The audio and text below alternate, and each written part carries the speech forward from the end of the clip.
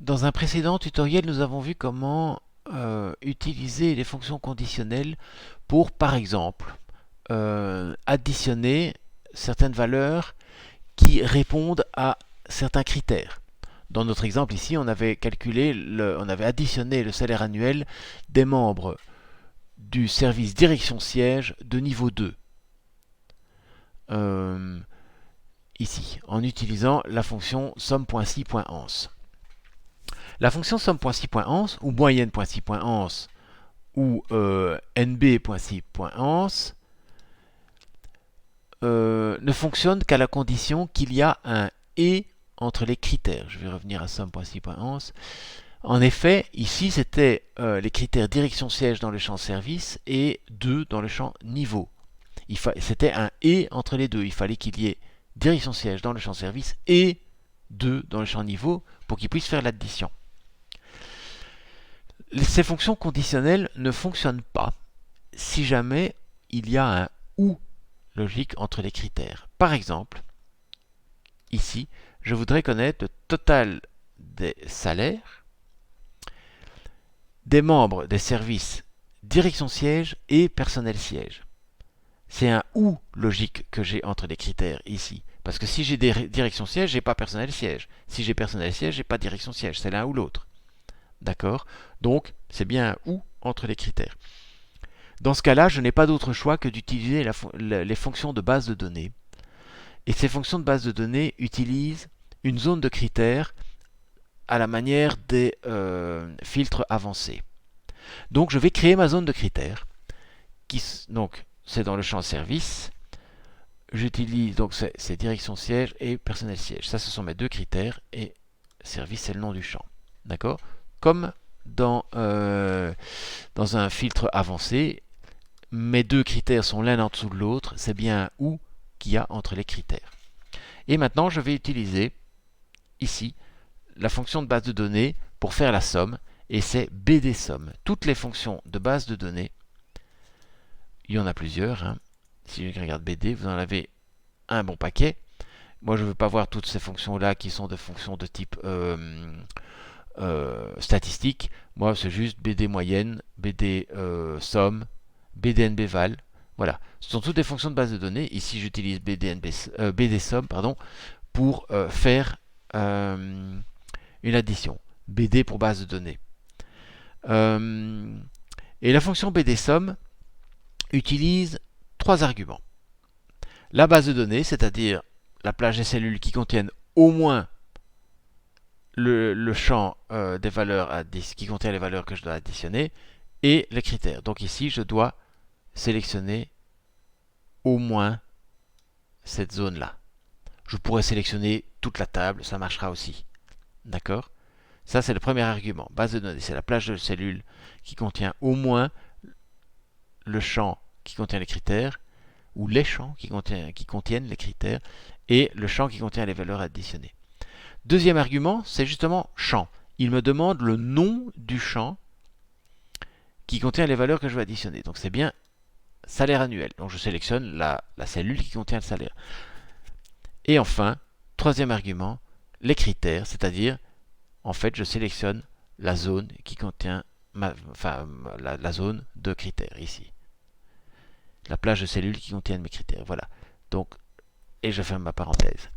Et j'ai 643 500 euros. Alors, donc, bdSomme fonctionne différemment que somme.si.ans. Somme.si.ans, j'ai mes différents critères et les plages de cellules qui contiennent les critères, ça se trouve dans la fonction, alors que pour bdSomme, les critères se trouvent dans une zone à part. Et attention, dans la fonction bdSomme, j'ai besoin simplement du nom de la colonne, donc du champ, qui contient les valeurs additionnées, alors que dans la fonction somme.si.ans, je dois sélectionner la plage complète de cellules qui contiennent les valeurs additionnées. Donc il y a quelques différences. La fonction somme.si.ans ne fonctionne que s'il y a un et entre les critères. Les fonctions de base de données, on les utilisera si on a un ou entre les critères. Mais la fonction BDSum va quand même aussi fonctionner si j'ai un et.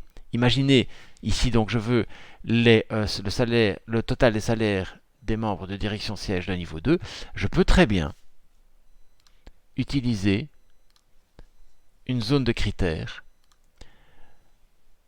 comme ceci. Je vais mettre niveau 2, voilà, hop.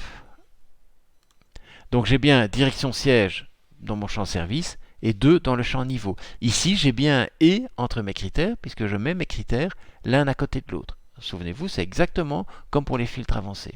Là, j'ai un ou parce qu'ils sont l'un en dessous de l'autre. Là, j'ai un et parce qu'ils sont l'un à côté de l'autre. Eh bien, je peux très bien utiliser ma fonction BDSum comme ça. Donc, BDSum. Ma base de données, c'est de nouveau la plage de cellules qui contient au moins les champs qui contiennent les critères et bien sûr le champ qui contient mes valeurs additionnées.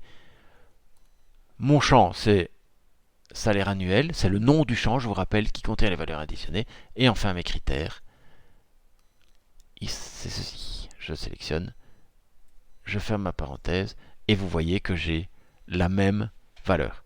Donc, quand j'ai un et entre les critères, je peux très bien utiliser une fonction BDSum aussi, ou BD moyenne, ou BDNBval. Alors, BDNBval, ici je voudrais compter combien j'ai de membres du service personnel et de direction siège. Eh bien, je vais utiliser aussi une fonction de base de données qui est la fonction BD pour base de données NBval. Et la fonction BDNBval me demande exactement les mêmes arguments que pour BDSum. Ma plage de cellules, alors je vais sélectionner ceci. J'ai plus besoin de mon salaire annuel parce que je ne fais pas d'addition. Le champ qui contient les valeurs que je veux compter. Et là, je peux prendre n'importe quel champ de ma base de données, enfin donc de ma plage de cellules. Pourquoi? Parce qu'en fait, je vais compter combien j'ai de niveaux pour direction siège et personnel siège. Et donc, qui me compte combien j'ai de personnel siège et de direction siège, ou bien qui me compte combien j'ai de niveaux, il va me mettre la même valeur. Si j'ai 15 personnes de personnel siège et direction siège confondus, il va me mettre 15 niveaux confondus. Donc il va me mettre 15 de toute façon. D'accord? Donc je peux prendre n'importe quel champ. Donc je vais prendre quand même le champ qui contient mon critère, enfin mes critères, et ma zone de critères, c'est ceci. Donc je sélectionne. Et voilà. Alors, pourquoi est-ce que j'utilise BDNB et pas BDNBval et pas BDNB? Parce qu'en fait, BDNB, si j'enlève BDNBval, si j'enlève le val, vous allez voir que il me met 0 au lieu de me mettre 11. Parce qu'en fait, BDNB ne permet pas de compter dans un champ qui est numérique, un champ textuel. Si j'avais à la place de D1, je mets niveau, qui est un champ numérique, là, il me le met bien. Alors que si je mets D1, il ne le met pas. Avec BDNBval, en fait, ça n'a pas d'importance que le champ soit numérique ou textuel, donc je vais remettre le val, qu'il soit numérique ou textuel, BDNBval va fonctionner. Donc autant utiliser BDNBval. Voilà.